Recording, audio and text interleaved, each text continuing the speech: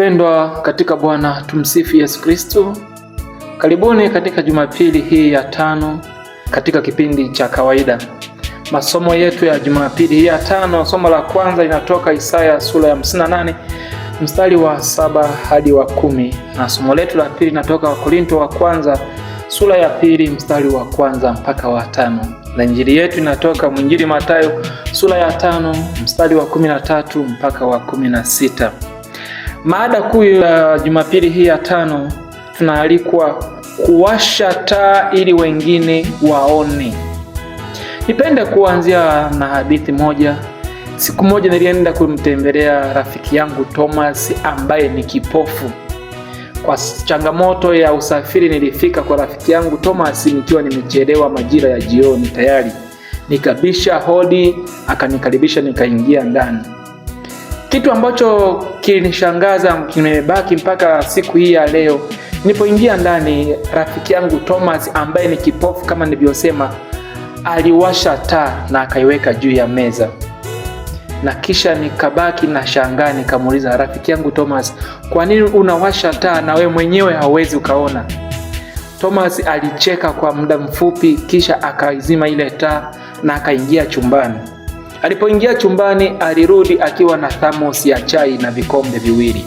Akawasha tena ile taa na kuiweka tena pale juu ya meza. Nikamuuliza tena, Thomas rafiki yangu, hauwezi kuona, lakini kwa nini unawasha taa?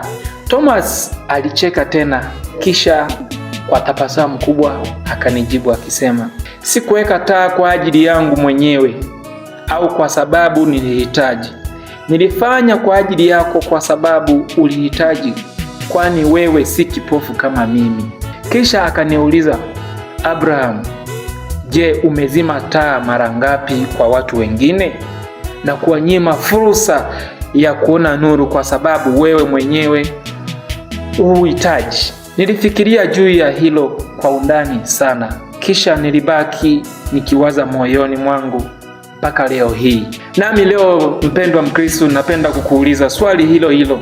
Je, umezima taa yako mara ngapi na kuwanyima wengine fursa ya kuona nuru wakiwa gizani? Kwa nini unaweka akiba hadi mamilioni wakati mtoto wa kaka yako, mtoto wa ndugu zako wanaenda bila viatu?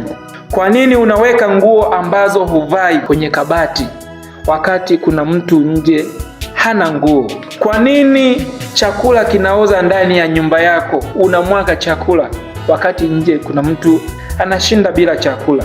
Kwa nini una fursa za kilimo, hutaki kuwafunza wenzio? Unataka umiliki kila kitu peke yako. Aslan, huwezi kuwa tajiri bila kuwa na washindani pembeni, mpendwa. Kwa nini una fursa ya biashara unaacha kuwashirikisha rafiki zako? Kwa nini uko katika nafasi ya kumsaidia mtu kupandishwa cheo ama kupata kazi mpya na unaacha kwa sababu mtu huyo sio wa familia yako, sio wa kabila yako, sio wa dini yako? Kwa nini unamchafua ndugu yako ama watu wengine kwa sababu tu hautaki mtu asaidike au hautaki afanikiwe? Kila swali hapo juu ni sawa na kuzima nuru.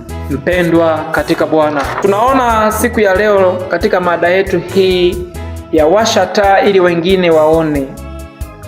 Huu ni wito wa kuwa chumvi na mwanga kwa kila Mkristo.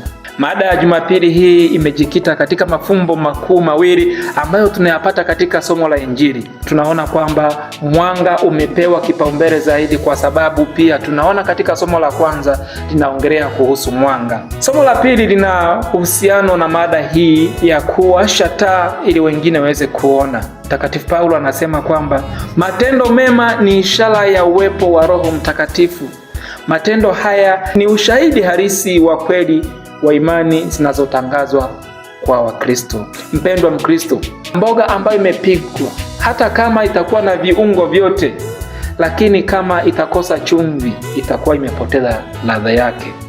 Kusema kuwa imani haina matokeo ikiwa haionekani kwa matendo. Ndiyo maana Kristo anatuuliza leo, chumvi ikipotelewa na ladha yake itakolezwa na nini? Chumvi ni ishara ya jinsi Mkristo anapaswa kuingiza maisha na uhai katika maisha ya wengine.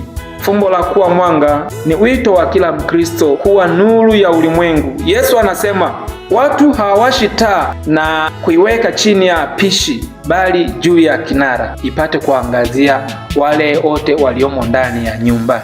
Mwanga hauna maana ikiwa hauwezi kuangazia wengine. Mpendwa, inatufundisha kuwa imani yetu lazima ionyeshwe kwa matendo mema, wema na udhabiti wa kiroho. Mwanga wa Mkristo unasababisha wengine kuona uwepo wa Mwenyezi Mungu katika maisha yetu ya kila siku.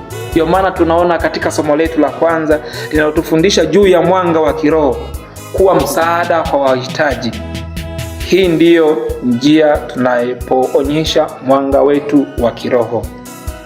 Mpendwa Mkristo, je, mimi ni chumvi ya maisha kwa wengine? Je, mwanga wangu unaangaza katika giza la dunia hii? Tunaona mifano ya ndugu zetu ambao wamekuwa chumvi na mwanga katika ulimwengu huu. Lakini tukumbuke kwamba Kristo ni mfano hai na kamili wa kuwa chumvi na mwanga. Kwa kuangalia ndugu zetu wapendwa ambao wamekuwa nasi katika ulimwengu huu, tunamwona Mtakatifu Yohane Bosco ambaye anajulikana kama Don Bosco, baba, mwalimu na rafiki wa vijana. Yeye aliwasaidia vijana na aliwafundisha mambo mengi sana. Tunaona kwamba Don Bosco amekuwa chumvi na mwanga kwa vijana kwa kuwafundisha vitu kama vifuatavyo: kuonyesha upendo na heshima kwa watu bila ubaguzi. Don Bosco alifundisha vijana kuwa ili kufanya mema ni lazima kuwa na ujasiri na utayari wa kujitolea. Pia alisema kwamba fanya mema leo, usisubiri kesho. Aliwaambia vijana, usiache mema unayoweza kuyafanya sasa. Pia tunamwona Mtakatifu Teresia wa Calcutta alionyesha mwanga na kuwa chumvi kwa masikini, yatima, kwa ukarimu wake wa karibu kabisa na wa dhati, huduma bila kujibakiza na upendo wake kwa wanyonge. Huu pia unajidhihirisha kwamba yeye alikuwa mwanga na chumvi kwa hawa watu. Pia tunamwona mpendo wetu Mwalimu Julius Kambarage Nyerere katika taifa la Tanzania.